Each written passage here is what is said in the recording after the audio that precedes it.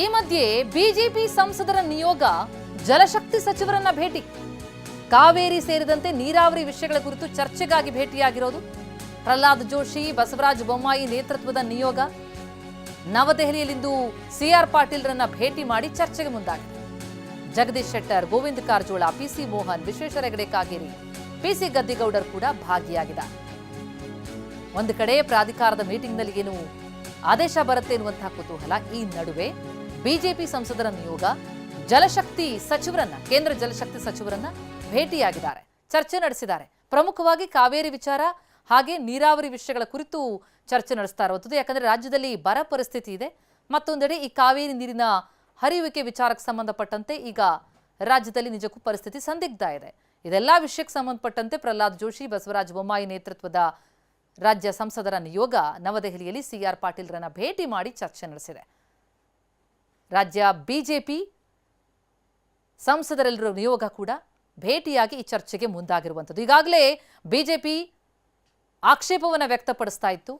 ರಾಜ್ಯದಲ್ಲಿ ಬರ ಹೊತ್ತು ಉರಿತಾ ಇದೆ. ಇಂತಹ ಸಂದರ್ಭದಲ್ಲೂ ಕೂಡ ರಾಜ್ಯ ಸರ್ಕಾರದ ನಾಯಕರುಗಳು ಪಟ್ಟಾಗಿಟ್ಟಿಸ್ಕೊಳ್ಳೋದಕ್ಕೆ, ಸಚಿವ ಸಂಪುಟ ವಿಸ್ತರಣೆ ವಿಚಾರಕ್ಕೆ ಅಂತ ಹೇಳಿ ವಿಳಂಬ ಮಾಡ್ಕೊಂಡು ಕೂತಿದ್ದಾರೆ, ಗಮನ ಹರಿಸ್ತಿಲ್ಲ. ಜೊತೆಗೆ ಕಾವೇರಿ ನೀರನ್ನ ಹರಿಬಿಡುವಂತಹ ವಿಚಾರಕ್ಕೆ ಸಂಬಂಧಪಟ್ಟಂತೆ ಬಂದಿರುವ CWRCಯ ಆದೇಶ ಏನಿದೆ, ಈ ಆದೇಶ ಬರೋದಕ್ಕೇನು ಕಾರಣ? ಪ್ರಬಲವಾಗಿ ಅಲ್ಲಿ ನಮ್ಮ ವಾದವನ್ನ, ನಮ್ಮ ನಿಲುವನ್ನ, ನಮ್ಮ ಪರಿಸ್ಥಿತಿಯನ್ನ ವಿವರಿಸಿಲ್ಲ ಅನ್ನುವಂತಹ ಆಕ್ಷೇಪವನ್ನು ವ್ಯಕ್ತಪಡಿಸಿದ್ರು.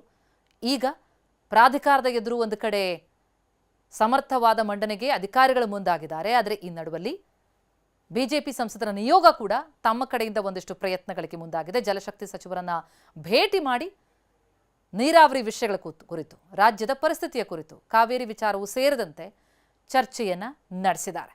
ಬಹಳ ಮಹತ್ವ ಪಡೆದುಕೊಳ್ಳುತ್ತೆ ಈ ಚರ್ಚೆ ಕೂಡ. ಒಟ್ಟಾರೆ ರಾಜ್ಯದ ಪರಿಸ್ಥಿತಿಯಲ್ಲಿ ಒಂದಿಷ್ಟು ಪ್ರೋಆಕ್ಟಿವ್ ಆಗಿದ್ದಾರೆ ರಾಜ್ಯ ನಾಯಕರು, ಜೊತೆಗೆ ಸಂಸದರು. ನಮ್ಮ ಪ್ರತಿನಿಧಿ ಕಿರಣ್ ಹನಿಯಡ್ಕ ಈ ಬಗ್ಗೆ ಇನ್ನಷ್ಟು ಡೀಟೇಲ್ಸ್ ಅನ್ನ ಕೊಡ್ತಾರೆ, ದೂರವಾಣಿ ಸಂಪರ್ಕದಲ್ಲಿದ್ದಾರೆ. ಕಿರಣ್, ಮೊದಲೇ ಕಾವೇರಿ ವಿಚಾರಕ್ಕೆ ಆ ರಾಜ್ಯದಲ್ಲಿ ಆಕ್ರೋಶ ಇದೆ, ಜೊತೆಗೆ ಬರದ ಪರಿಸ್ಥಿತಿ ಬೇರೆ.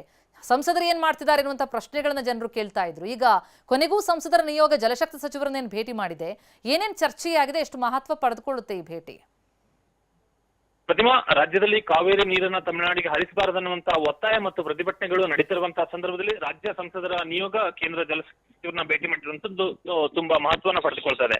ಯಾಕಂದ್ರೆ ಈ ಸಂದರ್ಭದಲ್ಲಿ ಅವರು ಕಾವೇರಿ ನೀರಿನ ವಿಚಾರವಾಗಿ ಕೇಂದ್ರ ಜಲಶಕ್ತಿ ಸಚಿವ ಸಿಆರ್ ಪಾಟೀಲ್ ಅವರ ಜೊತೆ ಮಾತುಕತೆ ಸಂದರ್ಭದಲ್ಲಿ ಮನವಿಯನ್ನ ಮಾಡಿದ್ದಾರೆ. ಅಂದ್ರೆ CWRC ಈಗಾಗಲೇ ಕರ್ನಾಟಕಕ್ಕೆ ಆದೇಶವನ್ನ ಮಾಡಿದೆ. 3600 ಕ್ಯೂಸೆಕ್ ನೀರನ್ನ ತಮಿಳುನಾಡಿಗೆ ಹರಿಸಬೇಕನ್ನುವಂತ ಆದೇಶವನ್ನ ಮಾಡಿದೆ. ಆ ಆದೇಶವನ್ನ ಜಾರಿ ಮಾಡುವಂತ ನಿಟ್ಟಿನಲ್ಲಿ ಕರ್ನಾಟಕದ ಮೇಲೆ ಒತ್ತಡವನ್ನ ಹೇರಬಾರದು ಅನ್ನುವಂತ ಒಂದು ಮನವಿಯನ್ನ ಜಲಶಕ್ತಿ ಸಚಿವರಿಗೆ ರಾಜ್ಯದ ಸಂಸದರ ನಿಯೋಗ ಮನವಿಯನ್ನ ಮಾಡಿದೆ.